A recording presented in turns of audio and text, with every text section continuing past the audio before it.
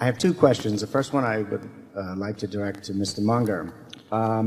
Pertaining to cash flow analysis, given the practices of the numerous corporations of deliberately fabricating cash flow numbers, which occurred in some of the telcos where they characterize like-kind exchanges as product sales, how do you ferret out this type of fraud? What do you recommend a shareholder or an individual investor to do, short of obtaining a degree in forensic accounting, to uncover this type of fraud? And the second question is, on a lighter note, what books would either of you gentlemen recommend to shareholders that you read this year that you liked? Yeah, I think you're asking for a lot if you want some simple way of not being taken in by the frauds of the world. If you stop to think about it, enormously talented people deliberately go into fraud, drift gradually into it because the culture carries them there. And the frauds get very sophisticated and they're very slickly done. I think it's part of the business of getting wisdom in life that you avoid getting taken by the frauds. And so I think you're asking a very good question, but I don't think there is any short answer. I think there are whole fields that you can just quit claim because it looks like there's too much fraud in it. And I think we do a lot of that, don't we, Warren? Yeah. How many times have we been defrauded in the last 20 years, right? Well, damn little that we can. It's amazing how little. Yeah. And I've always said that the guy who takes us is going to have a modest little office and modest demeanor, and he'll carry around Ben Franklin's autobiography, I can guarantee it. The kind of people who defraud us are not going to be the kind of people who are defrauding everybody else.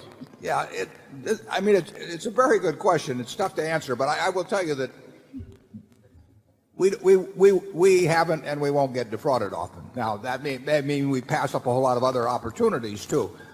But for example, you raised the question about cash flow. I would say the number of times we're going to buy into a company, whether it's through stocks or through the entire company, where people are talking about EBITDA is going to be about zero. I mean, we start out with, if somebody's talking about EBITDA, you know, if we take all the people in the world who have talked about EBITDA and all the people in the world who haven't talked about EBITDA, there are more frauds in the first group, percentage-wise, by a substantial margin, very substantial. I mean, it is a, you know, it's just a start. Now, that isn't, you know, that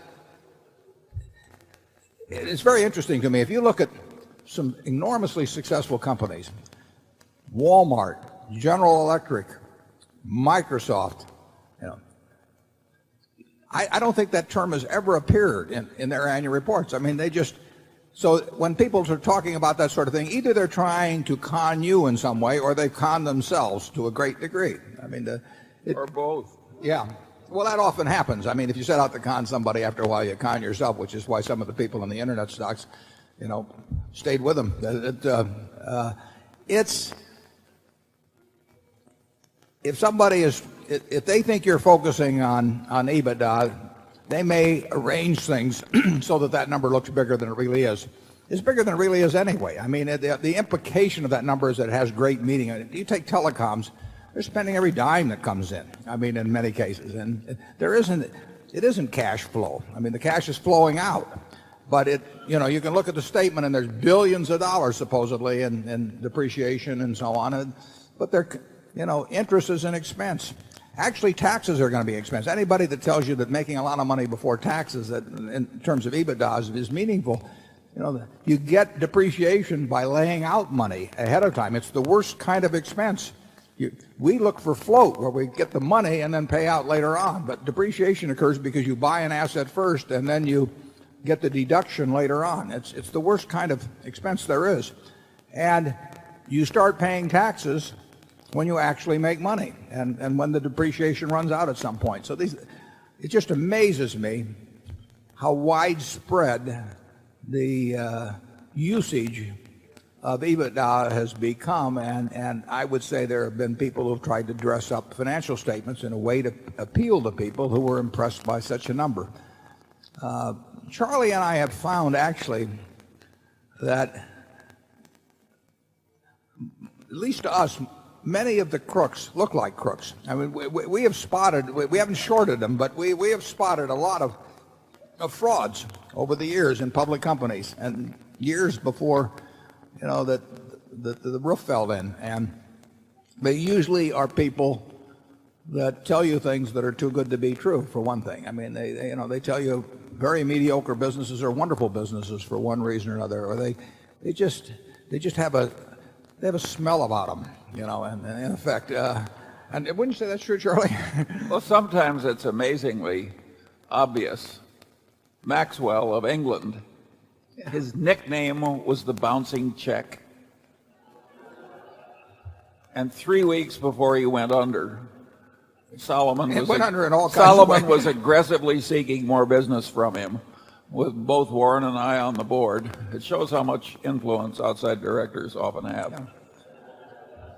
Yeah, Wall Street is... Imagine us extending credit to a guy whose nickname is the bouncing check. You'd think if you wrote it as satire, people would say it was too extreme to be funny.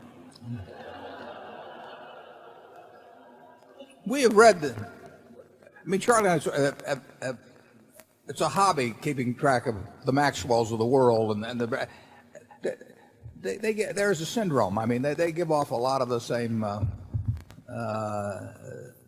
messages. And I mean, Maxwell was a classic case, but they're time after time. Wall Street is no filter against them. Wall Street loves them as long as they're pushing out securities and the commissions there. Charlie and I could not have stopped Solomon from making a deal with Maxwell, right to the last 30 seconds before he sunk, under the ocean. We didn't stop First Normandy with Lou Simpson and Warren Buffett and Charlie Munger on the board. Yeah, First Normandy was a case of some guy that manufactured a record out in California that he claimed was from owning a bunch of securities, including Berkshire Hathaway. And he was going to go public, and Solomon was courting him, and the record was, it was total baloney. And I think they actually went public for a day or so, and then the SEC pulled it back. Absolutely. They had the offering, and then they canceled it before the money changed hands. But it was a very embarrassing episode, and when we remonstrated against this obvious insanity, they told us the underwriting committee had approved it. I don't think they changed underwriting committees either.